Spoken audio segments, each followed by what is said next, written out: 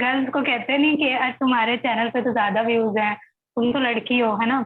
और तुम्हारा इंस्टा भी इतना अच्छा है, तुम तो लड़की हो। तो मैंने टिंडर यूज किया। मैंने कहा चलो देखते हैं होता क्या है। तो आई यूज टिंडर और मैंने देखा वहां पे मतलब इतने सारे लोग आपको मिलेंगे ना। और वो जो फीलिंग, हम लोग बचपन में छोटे होते थे तो गाने जब भी सुनते थे हम लोग, तो हम लोग ये नहीं कहते थे कि कोई पीछे बैकग्राउंड में गा रहा है।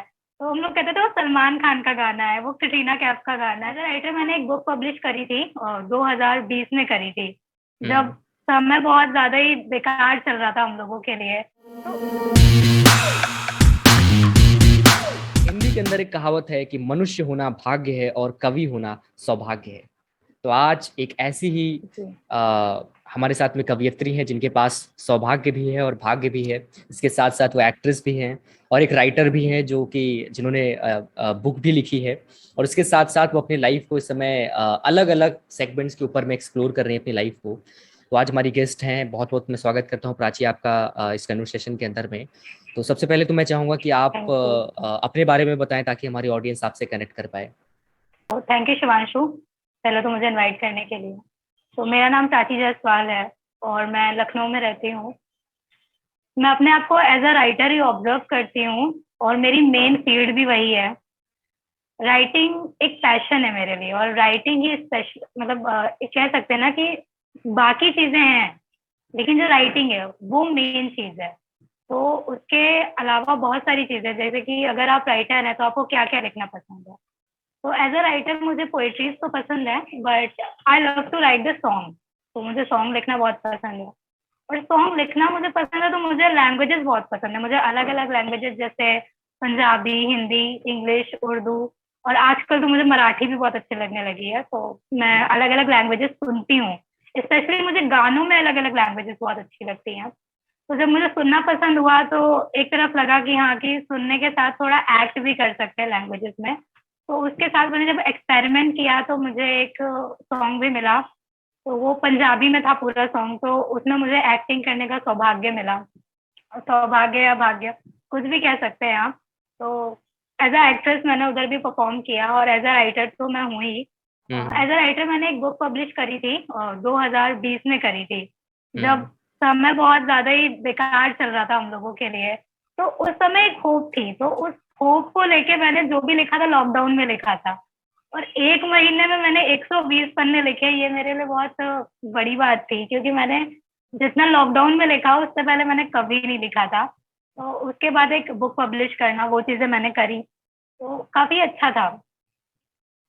या बहुत अच्छा लगा, खास तौर पे जो आपने एक तरीके से लॉकडाउन में बुक लिखा। और एज अ राइटर मैं भी महसूस करता हूँ जी। बुक लिखना कितनी बड़ी बात है और बिल्कुल भी आसान नहीं होता, लेकिन आपने इस जर्नी को पार किया। और मैं बताना चाहूँगा जो भी हमारे ओके। दर्शक प्राची की बुक को पढ़ना चाहते हैं, मैं उसका लिंक जरूर डिस्क्रिप्शन में दूंगा और मैं चाहूँगा कि आप उसको ज़रूर खरीदें और ज़रूर पढ़ें। उसके अलावा आपने अपनी जर्नी में एक चीज़ बताई कि आपने सॉन्ग लिखा। और एक चीज़ मुझे बड़ा अच्छा लगा कि आप कई भाषाओं में लिख रही हैं और आप लिखना चाहती हैं और इसके साथ साथ आप उसमें एक्ट करना चाहती हैं। तो इसके बारे में थोड़ा सा जी। बताएं, क्योंकि ये काफ़ी मुझे लगता है एक एक अलग लेवल की चीज़ है। क्योंकि मैं बहुत सुनता हूँ लोग कहते हैं कि आपको बहुत सारी भाषाओं का ज्ञान होना चाहिए, और आपको ना सिर्फ भाषाओं का ज्ञान है बल्कि आप उन भाषाओं में लिख भी लेती हो, ये तो और भी बड़ी बात है। तो कैसे हुआ ये? वो चीजें तो ठीक है कि लोग कहते हैं ना कि आपको अलग भाषाओं का ज्ञान होना चाहिए, बट जो मेरी रियल लाइफ है, मैं अगर आपको बताऊं तो ऐसा होता है ना कि लोग आपको जज करने लगते हैं। किसी से अगर, मतलब लोग कहते हैं ना कि तुम्हें हिंदी की रिस्पेक्ट नहीं है, अगर बाई चांस मैं पंजाबी ज्यादा यूज कर लूँ या मैं कोई अदर लैंग्वेज ज्यादा यूज कर लूँ, तो लोगों का ये होता है कि तुम तो सीरियस नहीं हो किसी चीज को लेके, ना तुम हिंदी को लेके सीरियस हो ना तुम पंजाबी को लेके सीरियस हो। तो एक पास से रुको, मतलब एक जगह रुक जाओ यार। तो मेरा ये कहना है कि देखिए, एक ही जिंदगी है, ठीक है। एक चीज को लेकर हम कैसे जी सकते हैं यार। और कितनी चीजें हैं जो ऑब्जर्व कर सकते हैं। ऐसा नहीं है कि हम अगर हिंदी हिंदी के हैं तो हमें हिंदी पढ़नी चाहिए, पंजाबी है तो पंजाबी पढ़नी चाहिए। सारी चीजें हम ऑब्जर्व कर सकते हैं, या क्योंकि एक लाइफ है। और जैसे कि आपने कहा कि मतलब एक्ट और राइटिंग, तो मुझे अच्छा लगता है कि आप अपनी चीजें लिखें, क्योंकि आजकल अगर आप देखते हैं तो जैसे कि जितने भी एक्टर्स हैं या जितने भी सिंगर्स हैं, हम लोग बचपन में छोटे होते थे तो गाने जब भी सुनते थे हम लोग, तो हम लोग ये नहीं कहते थे कि कोई पीछे बैकग्राउंड में गा रहा है।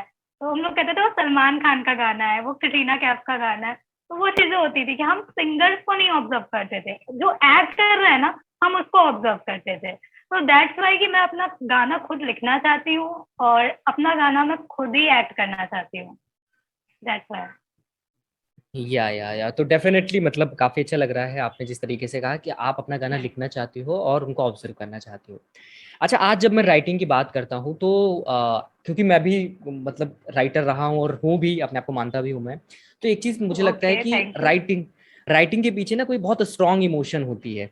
मतलब चाहे आपका ब्रेकअप हुआ हो, चाहे आपको किसी किसी लाइफ के किसी मोड़ पे बहुत चोट पहुंची हो, ओके। तो मैं यहाँ पे जानना चाहूंगा थोड़ा सा कि आपके किस मोड़ पे वो चोट पहुंची, आपको ऐसा लगा कि नहीं अब स्विच करना चाहिए? क्योंकि मैंने आपके गाने भी सुने हैं और उस उन गानों में, ओके। या जो आपने बुक लिखी है मैंने वो भी पढ़ी है, तो उन गानों में कभी दर्द दिखता है तो कभी कुछ वो जो पंजाबियों वाली एनर्जी होती है वो दिखती है। तो ये सब आया कैसे? हम्म। तो ये सब तो 2020 से आया है। लाइफ का जो टर्निंग पॉइंट होता है ना, वो आई 2020 थिंक ही वो था। 2020 है तो आपका। अगर मैं रियल मेरा 2020, मैं कैसे कहूँ, 2020 जो चीज थी ना, और सबकी लाइफ में 2020 ही बुरा रहा होगा। मेरे लिए वो अच्छा भी था, बुरा भी था। तो मेरी लाइफ का टर्निंग पॉइंट वहां से डिसाइड हुआ। एक्चुअली मैं 2020 में ग्रेजुएशन कर रही थी। मेरा ग्रेजुएशन का लास्ट ईयर था, बैचलर ऑफ साइंस से, फिजिक्स केमिस्ट्री मैथ। तो हम राइटर्स के लिए मैथ्स भी बहुत अच्छी चीज होती है अगर उन्हें पसंद होती है। तो मैं वैसी राइटर थी जिसे मैथ तो बहुत पसंद थी, हिंदी भी पसंद थी। हुआ ये कि मैंने ना फिर ब्रेकअप कर लिया दो चीजों के साथ, बीएससी के साथ।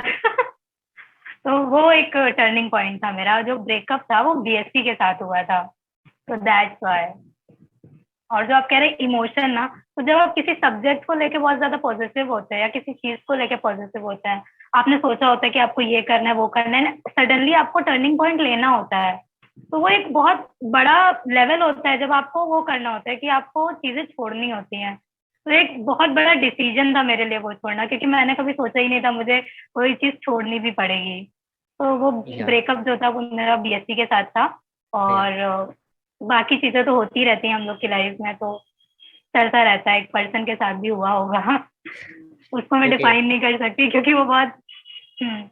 या ठीक है। एक्चुअली आप अभी यहाँ पे ब्रेकअप की बात कर रही हैं, और मुझे लगता है कि जब हम आज स्पेशली आजकल के यूथ्स की बात करते हैं, तो जितना मैं जी। देखता हूँ आजकल का यूथ जब भी उसका डिस्कशन स्टार्ट होता है तो कहीं ना कहीं वो रिलेशनशिप के बारे में ज्यादा होता है, और लोग बड़ा इंटरेस्ट लेते हैं। मैं भी जब लोगों से बहुत मिलता हूँ ज्यादा। और मुझे अगर कनेक्ट करना होता है तो मैं जस्ट रिलेशनशिप की बात छेड़ता हूँ और बहुत आसानी से मैं कनेक्ट कर जाता हूँ लोगों के साथ में। तो ओके। स्पेशली एक चीज और अगर मैं बोलूँ, जैसे आपने यहाँ पे ब्रेकअप की बात की, बहुत बहुत आई थिंक बहुत पेनफुल है। मुझे लगता है जितना आज के टाइम पे बहुत। जब जियो कॉलिंग फ्री है, मैसेजेस फ्री हैं, हर कोई हमेशा कनेक्ट रह सकते हैं, तो जितना आज इंसान अकेला इतना जी। कभी नहीं रहा। तो एक तो चीज बताइए कि आपकी लाइफ बिल्कुल। में कैसे कभी ब्रेकअप रहे, और अगर रहे तो आपने कैसे ओवरकम किया? अच्छा, देखिए, ब्रेकअप नाम की कोई चीज होती नहीं है मेरे ख्याल से। तो ब्रेकअप होता है, लेकिन वो चीज है ना कि जब ब्रेकअप होता है तो हमें दुनिया के सारे दुख याद आ जाते हैं। ये चीज होती है। हमें ऐसा नहीं होता कि ब्रेकअप हुआ है तो सिर्फ ब्रेकअप वाला याद आ रहा है। ये याद आ जाता है कि हाँ और भी दुख थे, पर वो दुख हमने कभी देखे नहीं, है ना। तो अब हमें लगता है कि शायद हम ये चीज कर लेते या ये चीज लेते तो वो पर्सन हमारे पास रहता, वो प्रायोरिटी हमें देता। तो ये चीजें होती है। तो हर्टिंग तो होता है, और मेरे साथ भी था एक्चुअली ना। मतलब चलिए मैं बता देती हूँ, ओपन इंटरव्यू है तो। मेरा तो एक बचपन का क्रश था, लाइक उसके साथ मेरा ब्रेकअप था। एंड हम लोग का कभी कह ही नहीं पाई मैं। तो आप उसे ब्रेकअप भी नहीं कह सकते। और जो सेकेंड टाइम था मेरा, लॉन्ग डिस्टेंस था। हम लोग का 2 साल का था, और ऐसे ही खत्म हो गया कुछ। वेटिंग वेटिंग हम लोग की हुई भी नहीं। तो वो हर्टिंग इसलिए था क्योंकि मैंने जब ग्रेजुएशन स्टार्ट किया था, तो मैंने कहा ना कि मैंने बीएससी स्टार्ट किया था, तभी मेरा रिलेशनशिप स्टार्ट हुआ था। मैंने बीएससी खत्म किया था, तभी मेरा रिलेशनशिप खत्म हो गया था। और तभी मैंने डिसाइड किया था कि मुझे अभी ना सिर्फ फोकस करना है, राइट। इसीलिए तो दैट्स वाई कि 2020 बहुत टर्निंग पॉइंट रहा मेरे लिए। एक्चुअली मतलब ये तो आपकी एक ऑनेस्ट स्टोरी रही, और मतलब जब आप राइटर होते हो तो जी। आपको ये एक फैसिलिटी मिलती है कि आप अपने दर्द को बयां कर सकते हो। बट एज अ बयां पर्सन कर मैं, सकते हो। और हाँ एज अ पर्सन मैं आपसे जानना चाहूंगा कि अगर ऐसा किसी के साथ में हो रहा है, क्योंकि बहुत ही डिप्रेसिंग पीरियड होता है, मैं बहुत सारे लोगों को देखता हूँ कि लोग कहते हैं कि भाई आप आबाद हो जाते हो, बट मैंने बर्बाद होते हुए लोगों को देखा है। तो उनके लिए आप क्या कहोगी? और स्पेशली वो जो अकेलापन वाली मैंने बात कही, कि आज के टाइम पे आप फेसबुक पे जाते हो, वहां पे भी आपको नकली लोग मिल रहे हैं, इंस्टा पे जाते हो, वहां पे भी मतलब लोग दिखता तो है कि बहुत खुश हैं, but originally they are not. So इस अकेलेपन को कैसे दूर किया जाए, और क्या आपका ऐसा कुछ एक्सपीरियंस रहा कभी? अकेलेपन को दूर करना है तो देखिए, अकेलापन जो होता है ना वो इंसान के अंदर होता है। तो सबसे पहले तो आपको खुद को खुश रखना चाहिए ना, आपको ये सोचना ही छोड़ देना चाहिए कि अभी ना, देखिए अब मान लीजिए आप ही का हुआ ब्रेकअप और आप सोच रहे हैं नहीं अभी हमें मूव ऑन करना है, तो मूव ऑन जैसी कोई चीज नहीं होती है। आपको बस अब खुद पे फोकस करना चाहिए। तो उसके लिए हम लोग सोचते हैं कि यार क्या करें क्या करें। तो पहला जो चीज मैं सजेस्ट करूंगी वो तो भागवत गीता है, कि आप उसको पढ़ें, उससे आप मूव ऑन कर सकते हैं और वो बहुत अच्छी चीज है। और अगर एक ऑफिशियली चीजें देखी जाए, ऑनलाइन बेस पे आप देखें, तो आई सजेस्ट टिंडर, है ना। वहां पे आप नए नए लोगों से मिलते हो। मैंने इंस्टाग्राम यूज किया है, व्हाट्सएप यूज किया है, मैंने बहुत सारी चीजें यूज करी। मुझे चीजों को ना, ऑनलाइन चीजों को ऑब्जर्व करने में बड़ी मजा आती है। ऑनलाइन क्या ऑफलाइन भी मुझे चीजों को ऑब्जर्व करना और चीजों को अकेले ऑब्जर्व करना वो मुझे बहुत पसंद है। तो मैंने टिंडर यूज किया। मैंने कहा चलो देखते हैं होता क्या है। तो आई यूज टिंडर और मैंने देखा वहां पे मतलब इतने सारे लोग आपको मिलेंगे ना, और वो जो फीलिंग होती है गेम, एक जैसे कि हम लोग गेम खेल रहे हैं, तो वो एक गेम होता है कि आपको राइट स्वाइप करना है कि लेफ्ट स्वाइप करना है। तो वो स्वाइपिंग का गेम भी अच्छा लगता है। एंड देन आप जब कनेक्ट करते हो लोगों से, उधर चैटिंग का ऑप्शन भी है, तो आप चैट कर सकते हो बेसिकली आराम से। तो जब कनेक्ट करते हो आप लोगों से, तो आपको पता चलता है कि जैसे कि इंस्टाग्राम और व्हाट्सएप, और अगर पर्सनली आप किसी से मिलते हो, तो आप स्टार्टिंग ही झूठ से करते हो यार कि हाय हेलो कैसे हो क्या है। तो मेन चीज आपकी मेन कन्वर्सेशन है वो बाद में आती है। लेकिन टिंडर पे मैंने देखा है जो मेन चीज है वो पहले आती है, बाकी बातें बाद में। अगर आपको इस टॉपिक पे बात करनी है तो आप करिए, अदरवाइज अनइंस्टॉल द टिंडर। तो ये चीज होती है, आई वहां पे थिंक जो क्लियर कट बात है, आपको कोई फेक नहीं है। या आई थिंक जो रियल फेस है जी वो पहले दिख जाता है, जैसे इंस्टीड ऑफ इंस्टा पे है कि भाई मैं जो दिखाना चाहता हूँ, मतलब चीजें मेरे हिसाब से चल रही, बट कहीं ना कहीं टेंडर पे चीजें ये है कि मेरे हिसाब से आपकी चलें। हाँ हाँ, बिल्कुल बिल्कुल, बहुत अच्छी। तो क्या मतलब कभी आपका ऐसा कुछ एक्सपीरियंस रहा जहाँ पे आप अच्छे अच्छे, क्योंकि मतलब इवन मुझे लगता है ये जिसको हिंदी में बोलते हैं कि एक ऐसा विषय है जिसके ऊपर लोग बात करना नहीं पसंद करते, बट जैसे कि आपने बहुत काफी ओपनली बात कही है, तो मैं आपसे जानना चाहूंगा कि किस किस वे में हम टेंडर को यूज कर सकते हैं, क्योंकि आई थिंक ये भी एक बहुत बड़ा मिथ है। जब भी हम टेंडर का नाम लेते हैं तो जैसे बचपन के दिनों में हमारा वो फेसबुक के साथ में एक मेमोरी, या मैं कहूँ कि एक चीज जुड़ी हाँ थी कि भाई देखिए, फेसबुक। हर या चीज की एक होती है ना कि हर चीज का एक गुड साइड होता है, हर चीज का एक बैड साइड होता है। हमारे पास इतना बड़ा गूगल है, हम उससे भी अच्छी चीजें भी सर्च कर सकते हैं, बुरी चीजें भी सर्च कर सकते हैं। इंस्टाग्राम पे लाखों ऐसे पेज हैं जिन पे आप बेकार चीजें देख सकते हैं, और लाखों ऐसे पेज भी हैं जहाँ पे आपको इंग्लिश सिखाई जाती है, लर्निंग सिखाई जाती है, स्किल्स सिखाई जाती है। तो दोनों के साइड इफेक्ट और तो होते ही हैं। बेसिकली टेंडर का भी वैसा ही है। आप अगर ऑब्जर्व करेंगे तो वहां पे आपको अपनी स्किल के हिसाब से लोग मिलते हैं। जैसे कि मैं पोइट्री में हूँ, तो मैंने अपना पैशन वगैरह डाला था, तो मुझे उसी हिसाब के लोग मिल रहे थे। मैंने एवरीवन के सेलेक्ट किया था, मैंने ये नहीं सेलेक्ट किया कि मुझे इस कैटेगरी के लोगों से मिलना है। तो मुझे बहुत सारी लड़कियां भी मिली और बहुत सारे लड़के भी मिले, और वो बेसिकली उसी बैकग्राउंड से थे जिस बैकग्राउंड से मैं थी। They all are singers, poetry writers.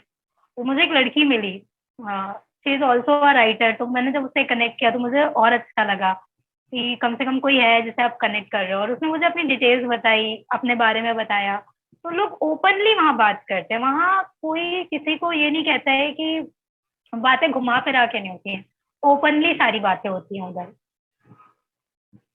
और मुझे बड़ा अच्छा लग रहा है कि आप काफी आपने ओपनली बात को रखा अपनी, और मुझे लगता है जब ये पॉडकास्ट या ये जो हमारा पूरा का पूरा ये शो है, जब ये लोगों के बीच में जाएगा तो डेफिनेटली लोग बहुत कुछ सीखने जा रहे हैं, और स्पेशली क्योंकि आजकल व्लॉग का बहुत चलन है, मतलब आप कैसे जी रहे हो लोग ये भी बहुत दिखाना ज्यादा। लोगों ने दिखाना स्टार्ट कर दिया है।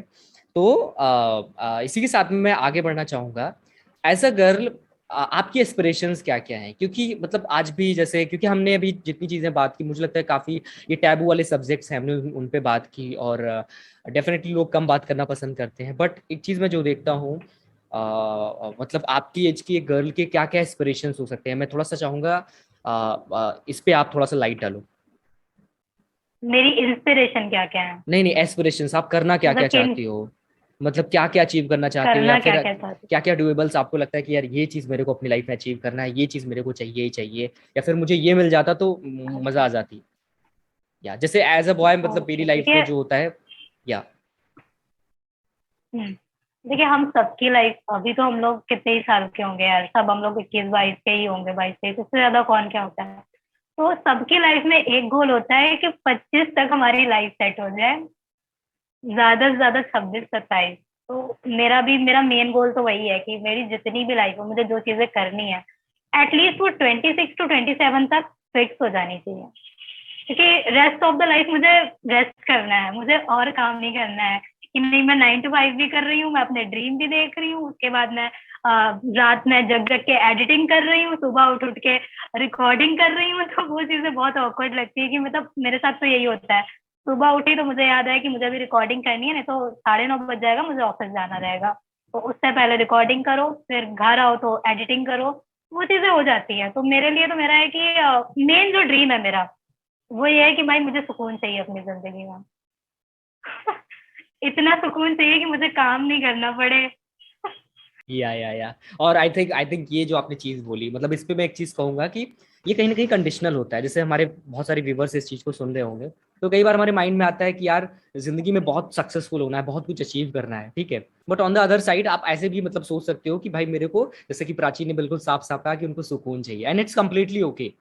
आई थिंक ये भी एक बहुत बड़ा टैबू है सोसाइटी के अंदर में, जहाँ पे हम बहुत सारी चीजें, बहुत कुछ अचीव करना चाहते हैं।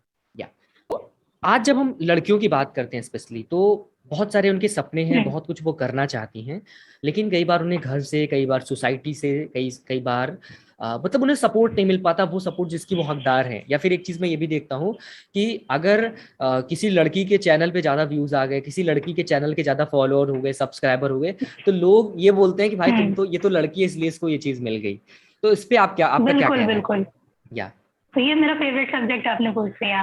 जो आपने कहा ना कि मतलब गर्ल्स को कहते नहीं कि आज तुम्हारे चैनल पे तो ज्यादा व्यूज हैं, तुम तो लड़की हो, है ना, और तुम्हारा इंस्टा भी इतना अच्छा है, तुम तो लड़की हो। हाँ भाई ठीक है, वो चीजें ठीक है कि आप, ओके, वो चीजें ठीक है।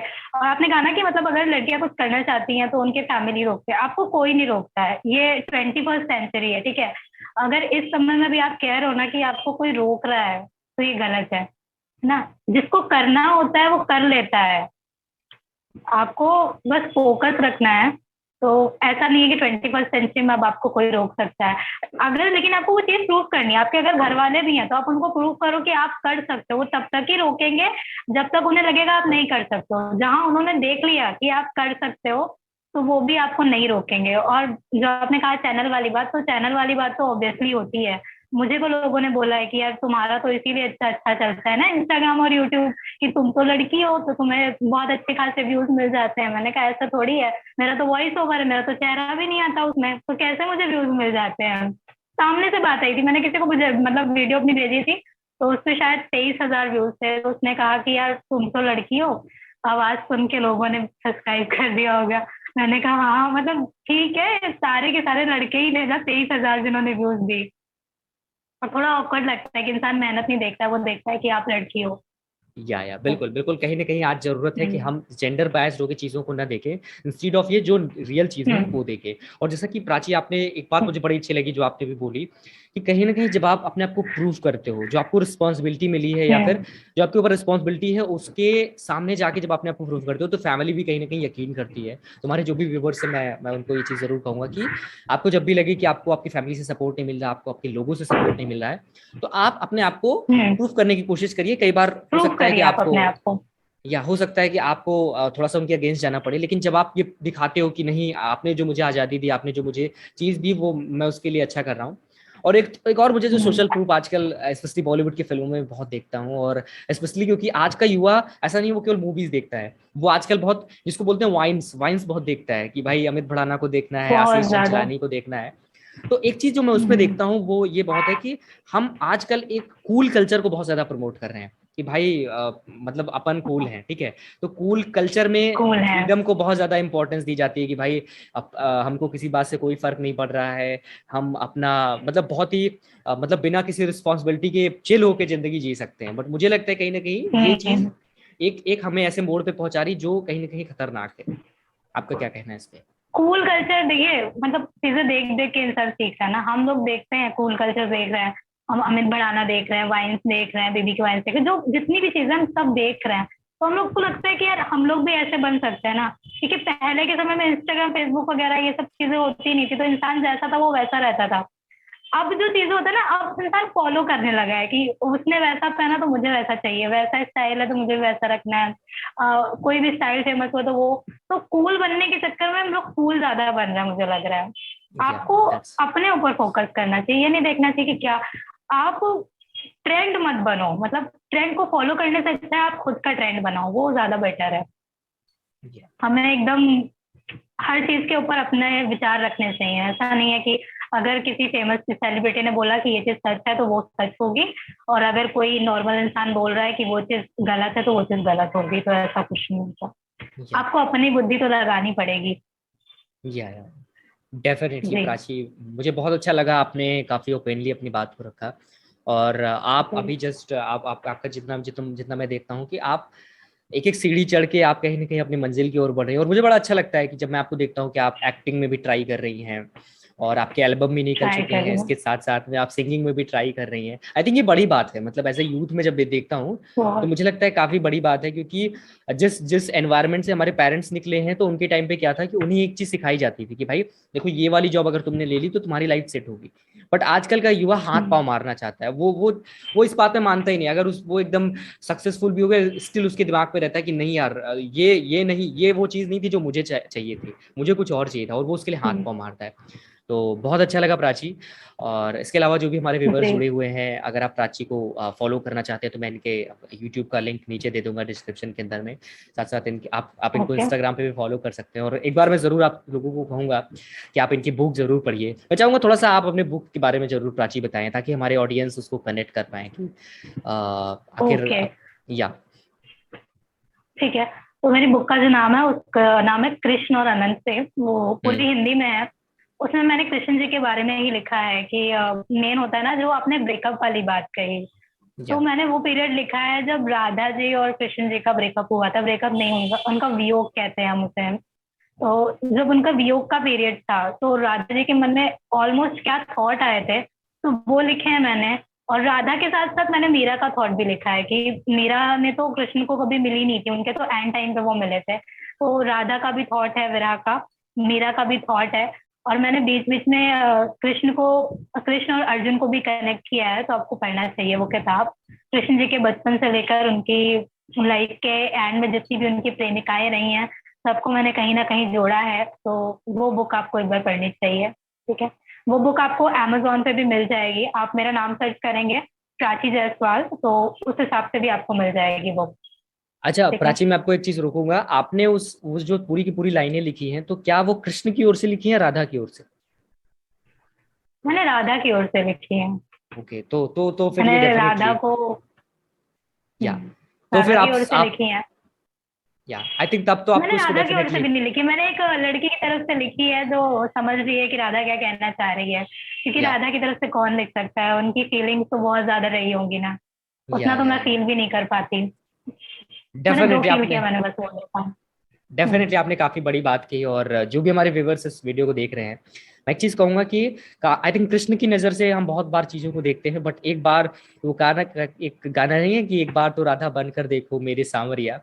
तो आप हम्म। उसको जरूर पढ़िएगा। इन्होंने राधा की नजर से देखा है, एज अ गर्ल दिखा है उसको, और आप डेफिनेटली उससे बहुत कुछ सीखने जा रहे हैं। तो प्लीज आप उस बुक को जरूर पढ़िएगा, उसका लिंक मैं डिस्क्रिप्शन में दे दूंगा। तो बहुत अच्छा लगा प्राची आपके ओके, साथ मिलके।